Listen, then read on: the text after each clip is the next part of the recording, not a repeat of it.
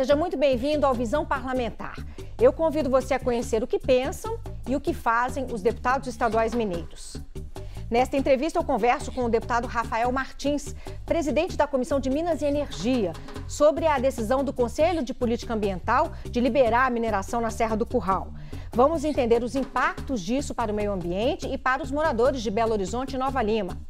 Vamos conversar também sobre a arrecadação da compensação financeira pela exploração mineral, uma das prioridades da Assembleia no Fiscaliza Mais, iniciativa para cobrar efetividade nas ações do governo.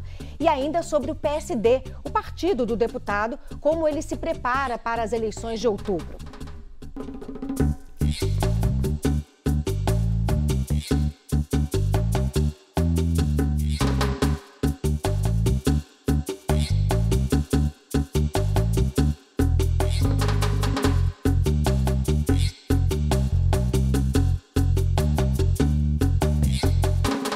Deputado, obrigada pelo senhor participar do Visão Parlamentar. A alegria é toda nossa, um prazer falar com você, Andréia, falar com todos que nos acompanham aqui na TV Assembleia. É muito importante esse momento para conversarmos com os mineiros e mineiras. Tá ótimo. Vamos falar então sobre a decisão do Copan, Conselho de Política Ambiental, de minerar na Serra do Curral. Essa decisão tem gerado controvérsias, de um lado a empresa, as mineradoras e uma parte do governo, e de outro lado os ambientalistas e parlamentares que não concordam com essa decisão.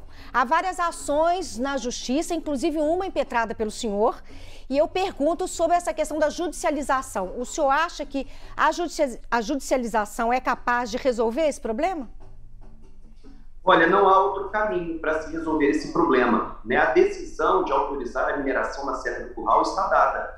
Então, se nós não conseguirmos reverter isso na justiça, lamentavelmente teremos a Serra do Curral receber máquinas, tratores e, infelizmente, vamos ter que conviver com aquele cenário que com certeza será um cenário catastrófico para nós que vivemos em Belo Horizonte e no entorno, nos municípios que estão no entorno do quadrilátero ferrífero. Então, apenas a justiça hoje seria capaz de trazer essa discussão, frear esse início da mineração, porque a autorização ela não pode ser questionada, né? Foi votada pelo Copan, essa decisão já está tomada, então não há outro caminho. Ok. Vamos falar um pouquinho sobre o projeto, né, e os impactos ambientais desse projeto. O projeto da Tamisa prevê que mais de 40 hectares de Mata Atlântica possam ser devastados, 6 deles em área de preservação ambiental. O total do empreendimento seriam 101 hectares diretamente afetados. O senhor fala para a gente, então, por gentileza, quais seriam os riscos ambientais desse projeto? Inclusive, parece que lá na região existem poços que são cavados em convênio com a Vale para garantir que, se houver algum acidente com a água de Belo Horizonte, né, com o rompimento de alguma barragem no Rio das Velhas, que esse acionamento dessa água poderia garantir o abastecimento da capital, né, entre outros impactos ambientais, né?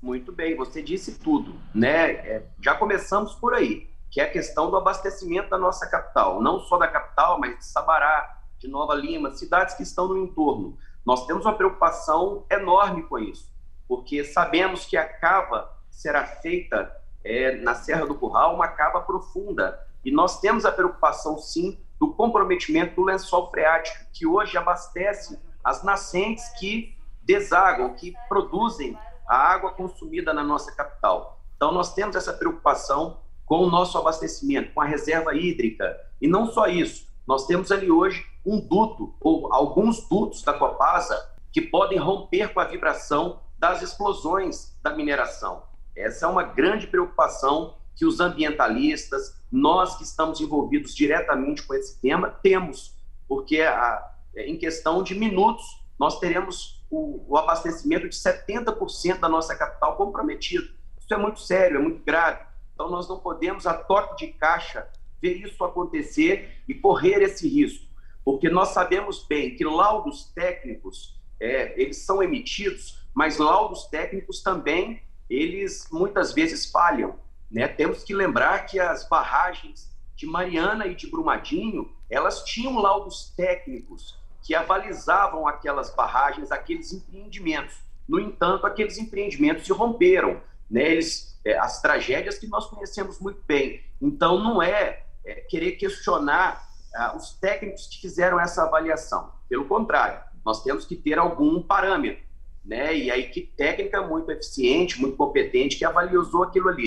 Mas nós temos que entender também que não é garantia, né, de que nada vai ocorrer ali. São 40 hectares de desmatamento. Como é que você faz um reflorestamento desse?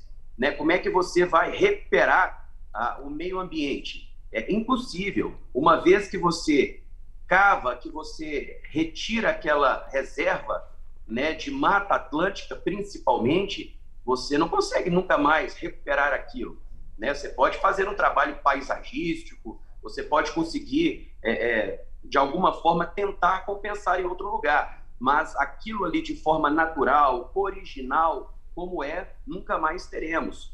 Então, é preciso deixar claro aqui, Andréia, porque eu fui muito questionado durante esses dias, porque a Comissão de Minas e Energia deveria proteger esses empreendimentos, né, ajudar a viabilizar esses empreendimentos, mas nós não podemos permitir aqui no nosso estado a mineração a todo custo, né? Nós não podemos permitir que grandes empreendimentos como esse não sejam feitos de forma criteriosa. Eu conversava com um engenheiro ambiental, e ele procurou o nosso gabinete no início dessa polêmica, um engenheiro professor da UFMG, inclusive, ele me disse: Rafael, o que será minerado na Serra do Curral para os padrões de uma mineradora, é muito pouco. É uma quantia quase que insignificante perto desses grandes empreendimentos que nós estamos acostumados a ver. E poderia ser feito, extraída a mesma quantidade de minério em qualquer outra reserva do nosso estado. Para que atacar a Serra do Curral, então? Né? Algo que justifique não é algo tão significante que possa justificar isso.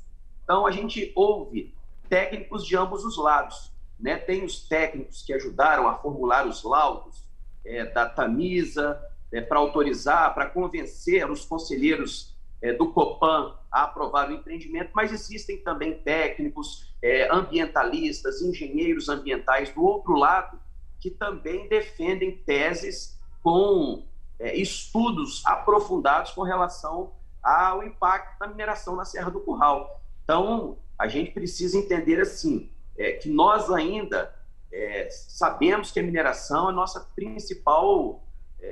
principal forma de economia, né? Enfim, a mineração ainda é o nosso caminho, digamos assim, econômico, mas nós não podemos fazer isso a todo custo. Então, temos que ter bastante cuidado quando se vai falar de mineração na Serra do Curral. Pois é, o senhor está falando dessa questão técnica, né? Quando vieram os representantes do governo aqui para a Assembleia, na reunião da Comissão de Meio Ambiente, em conjunto com a Comissão de Minas e Energia, que o senhor preside, eles disseram que a decisão foi eminentemente técnica. Eu pergunto para o senhor sobre as próximas etapas desse processo, né? Desse licenciamento ambiental, e se o senhor acha que essa mobilização pode reverter de alguma maneira esse processo. Reverter esse processo, como eu disse, é apenas hoje a via judicial. E acredito que a mobilização da nossa sociedade mineira, a mobilização da população, porque é o que tem que ser levado em consideração, a mobilização das pessoas pode sim convencer o nosso judiciário a suspender essa atividade minerária na Serra do Curral. É o que a gente espera. Por isso, a gente trabalha muito essa questão da informação e da mobilização das pessoas. Se você hoje for fazer uma pesquisa, né, se você colocar uma equipe de pesquisa na rua e perguntar para quem mora em Belo Horizonte, Nova Lima e Sabará, se eles são contrários ou se são favoráveis à mineração, eu tenho certeza absoluta que a maioria será contrária à mineração na Serra do Curral. Então, nós estamos aqui representando a população. Nós, de fato, temos que ser a voz da população na Assembleia. Então, eu não posso aqui ser a favor, porque a maior parte da população hoje é contrária à mineração na Serra do Curral. Então, nós temos que levar isso em consideração. E eu espero que o nosso Poder Judiciário possa estar atento à voz que está vindo das ruas, né, para que, na hora de tomar a decisão, seja para deferir ou em deferir esses pedidos liminares para que a gente possa ter êxito, né, na suspensão dessa atividade de mineração na Serra do Curral. Deputado, o presidente da Federação das Indústrias de Minas Gerais, da FIENG, o Flávio Roscoe, relacionou as críticas à mineração na Serra do Curral à questão política, a motivações políticas. O que o senhor sabe sobre isso? O que o senhor pode falar? Realmente há alguma motivação política nesse movimento? Eu tive a oportunidade, eu vou falar por mim, viu, Andréia? Porque eu não posso falar pelos outros deputados que estão envolvidos no mesmo tema. Mas eu, inclusive, fiz uma fala no dia dessa audiência pública em conjunto com a presença do presidente da FIENG, refutando essa afirmação de que a mineração na Serra do Curral se trata de uma pauta política casuística. Ora, não foi a Comissão de Minas e Energia que pautou a votação da autorização dessa mineração na Serra do Curral para o dia 30 de abril. Nós não pautamos, nós não votamos e nós não aprovamos, né? O Copan foi o responsável de trazer essa pauta para o dia 30 de abril. Coube a mim, enquanto deputado, e tenho a minha prerrogativa de fiscalizar qualquer empreendimento, qualquer atividade de mineração no Estado. Eu não vou abrir mão dessa prerrogativa. Coube a mim, no dia 30 de abril, reagir a essa aprovação por discordar da aprovação. Então, não é uma pauta política casuística, não está sendo tratado assim por mim. Volto a dizer, eu sou a favor do desenvolvimento, a favor da mineração, como ainda sendo a atividade econômica do nosso Estado, ou a principal atividade econômica do Estado. Mas tem que ter critério, né? Eu estou aqui protegendo também a população que confiou o mandato a mim, né? A população que está com medo de sofrer um desabastecimento de água, a população que tem medo da tal poeira, né? Dessa cava que será aberta.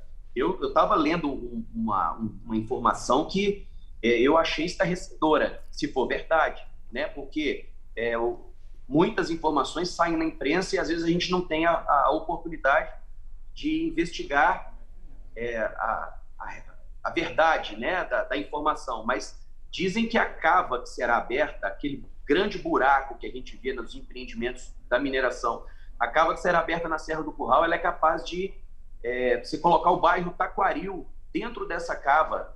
O bairro Taquaril, para quem não é de Belo Horizonte, é um bairro que está na região leste da capital e tem 40 mil moradores. Puxa vida, uma cava que cabe um bairro de 40 mil habitantes é impressionante, né? Então, nós estamos aqui, né, para tentar chegar no meio termo, né? num consenso, porque, de fato, eu estou defendendo a população. A população hoje, em sua grande maioria, é contra a mineração. E por N motivos, os principais nós já listamos aqui. Então, eu saí dessa reunião, dessa audiência pública, eu não saí convencido de que os laudos técnicos são suficientes para nos garantir que o meio ambiente ali será preservado. Eu não tenho essa confiança. Os técnicos que ali estiveram, né, seja da Secretaria de Meio Ambiente, o próprio representante da empresa também fez algumas considerações, e o presidente da FIENG, eu não saí dali convencido de que esse empreendimento não irá gerar um impacto que trará dano para a nossa sociedade. Então, eu continuo confiante na Justiça que ela vai se sensibilizar com esse pleito e vai segurar o início dessa atividade mineral. Agora, importante dizer também que quando vereador de Belo Horizonte eu participei da CPI da mineração na Serra do Curral. Eu não entrei nesse assunto, como disse aí, eu quis insinuar, né, não sei se foi para mim ou se foi para algum outro parlamentar, mas eu não entrei nesse assunto ontem, nem no dia 30 de abril. Eu fui membro titular da CPI da Serra do Curral, da mineração na Serra do Curral, na Câmara de Vereadores de Belo Horizonte. E essa CPI, eu estava conversando com o presidente dessa CPI, não mais hoje, ele não é mais vereador, Gilson Reis, e ele estava dizendo que eu saí antes, eu fui eleito deputado estadual antes da CPI ser concluída, a CPI conseguiu a suspensão da atividade da empresa que minerava a mina de Curumim, conseguiu a suspensão dessa atividade lá, a CPI.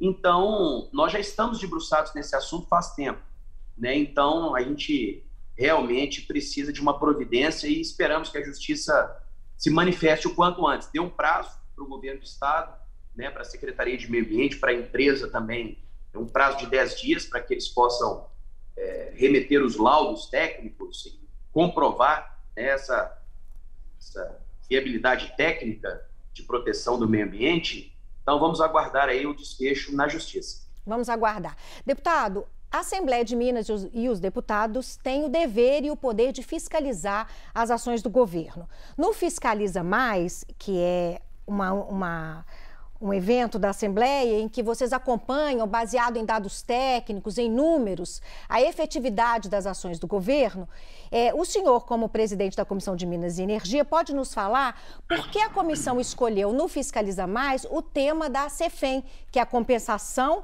pela exploração mineral, que é o imposto distribuído para o Estado, município e União. Por que a escolha da análise dessa compensação financeira? O que acontece, né, nesse imposto? A gente quer saber o impacto que hoje nós temos da mineração no Estado e quanto que vale a pena hoje essa mineração no nosso Estado. Quanto que os municípios arrecadam? Eles estão recebendo tudo que é devido? Tá? O repasse está sendo feito? As cidades estão conseguindo, né, compensar o desgaste da atividade da mineração com esse recurso que entra no caixa? Então, é o que nós queremos saber. E acredito que é um tema muito oportuno, justamente dentro de tudo isso que nós estamos falando. Quais são os critérios, né? Qual a importância de se escolher a mina numa determinada região, se escolher em outra região? Vai valer o custo-benefício? Qual o impacto disso? É possível? Porque nós temos hoje, veja bem, Itabira, que é o berço da mineração no nosso estado, município, inclusive, meu vice-presidente na comissão, Bernardo Mucida, Itabira não vai ter mais 10 anos de exploração do minério. O que será que vai acontecer com Itabira? O que vai girar a economia de Itabira daqui a 10 anos, quando a mineração acabar? Foi pensado alguma alternativa econômica, né? Então, a gente quer saber exatamente isso. Hoje, o que é repassado às prefeituras, o que é arrecadado com a mineração no Estado, vai ser um recurso que vai fazer com que a prefeitura se organize para o futuro sem a mineração? É preciso entender também, porque a CEFEM, à medida que ela chega no município, o prefeito é obrigado a usar esse dinheiro em ações de sustentabilidade, em educação e também em saúde, certo?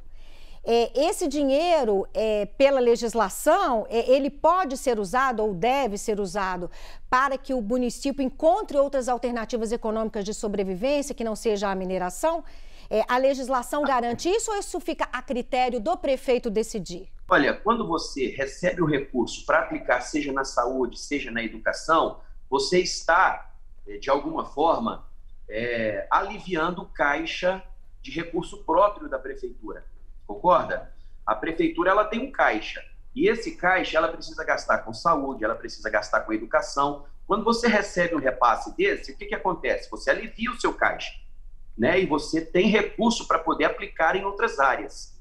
Então, eu entendo que, ainda que esse recurso seja para áreas já pré-determinadas, como recuperação de meio ambiente, você disse bem aí, a prefeitura desonerando o próprio caixa lá, aliviando as contas, ela pode sim trabalhar na elaboração de políticas públicas já visando a diversificação econômica. Tá certo. Vamos falar de eleições agora, deputado? O PSD, que é o partido do deputado, ele é protagonista, um dos protagonistas da eleição de outubro, tendo o pré-candidato Alexandre Calil ao governo do estado. Eu pergunto, deputado, como é que estão as articulações, como é que o partido já está se preparando para a eleição a nível estadual e federal?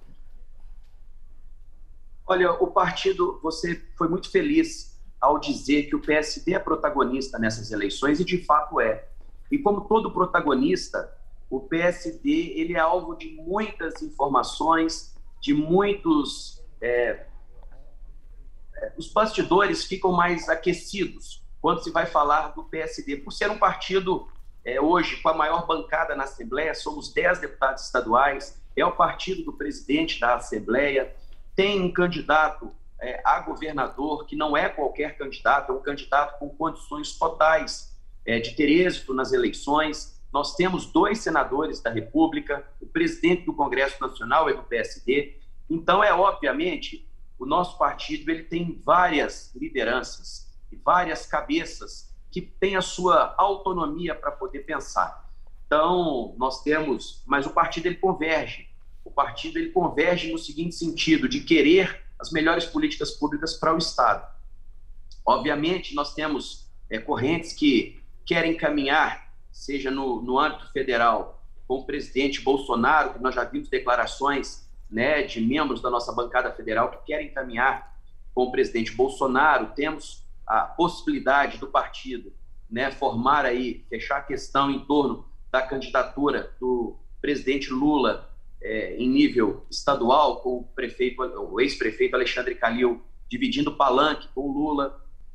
O consenso vai sempre respeitar as decisões individuais. Nós já temos questão fechada em âmbito federal, né? O partido vai respeitar, ainda que o partido decida em nível estadual caminhar, seja com o presidente Lula ou com o presidente Bolsonaro, o partido também vai dar essa autonomia. Hoje nós temos um presidente nacional, que é o Gilberto Kassab, e a decisão está com ele. O próprio ex-prefeito de Belo Horizonte, Alexandre Calil, já deixou isso claro em entrevistas. A decisão hoje, ela está com o Gilberto Kassab, que é um conciliador, né? É um político que nós conhecemos, que tem uma facilidade muito grande de conciliar e de respeitar as individualidades. O PSD hoje no Brasil, nós temos governadores do PSD que estão mais alinhados à esquerda e temos governadores do PSD no Brasil mais alinhados à direita.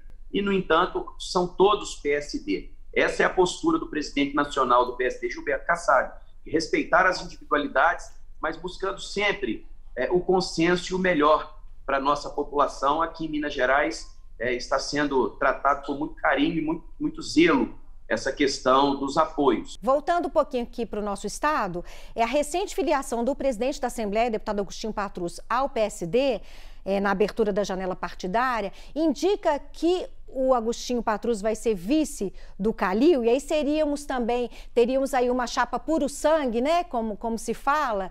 Então eu quero perguntar sobre isso e também perguntar sobre se há entraves para essa chapa puro sangue, que historicamente as chapas puro sangue não são tão bem sucedidas quanto as chapas que envolvem outros partidos, certo? Existe essa máxima, né, de poder aglutinar partidos para se ter mais tempo de televisão, um melhor fundo eleitoral, mas o PSD hoje é um partido muito grande, né, um partido que, do ponto de vista de tempo de televisão, seja de fundo eleitoral, um partido que ele consegue, né, ter esse protagonismo, ainda que caminhe sozinho. A chapa puro sangue, eu não vejo ela com problema, não. Gosto muito, inclusive, temos excelentes quadros no partido, né? Temos o nosso candidato à reeleição ao Senado, que é o Alexandre Silveira, um dos quadros políticos mais completos que nós temos hoje no Estado, altamente competente, com espírito público elevadíssimo, o Alexandre Silveira, e ele é o nosso candidato ao Senado. E se tivermos o Agostinho Patrus como nosso candidato a vice-governador do PSD, vejo com muito bons olhos, porque também é um político com um extenso currículo, muito preparado e com o que nós precisamos, homens com espírito público, e é o que ele tem. Então, que se tiver que ser chapa puro sangue, vai ser uma chapa com o melhor sangue que nós vamos poder entregar para a nossa população. Lembrando que hoje, né, nós temos um governo que venceu as eleições também em chapa puro sangue, né? Então, acredito que essa máxima de ter que aglutinar todo mundo na mesma chapa não tem sido a tônica mais. Tá bom, deputado. Muito obrigada, então, pela sua entrevista, pelo senhor ter compartilhado o tempo e o conhecimento do senhor conosco. Muito obrigada. Agradeço, espero, né, ter contribuído, sim, e nos colocando sempre à disposição da população. Aqui no nosso gabinete, nós vamos sempre, em qualquer decisão que a gente for tomar, a gente vai levar sempre em consideração a voz da população. Então, nessa questão da Serra do Curral, mais uma vez, eu deixo claro que o nosso posicionamento aqui é um posicionamento de defesa da maioria da população em Belo Horizonte, que reprova a mineração na Serra do Curral. Muito obrigado pelo espaço, pela oportunidade. Estaremos à disposição para uma próxima oportunidade. Eu que agradeço, deputado. Nessa entrevista, eu conversei com o deputado Rafael Martins, presidente da Comissão de Minas e Energia, sobre a decisão do Conselho de Política Ambiental de liberar a mineração na Serra do Curral. Falamos sobre os impactos disso para o meio ambiente e para os moradores de Belo Horizonte e Nova Lima. Conversamos sobre a arrecadação da compensação financeira pela exploração mineral, uma das prioridades da Assembleia no Fiscaliza Mais, a iniciativa para cobrar efetividade nas ações do governo. E ainda falamos sobre como o PSD, o partido do deputado, se prepara para as eleições de outubro.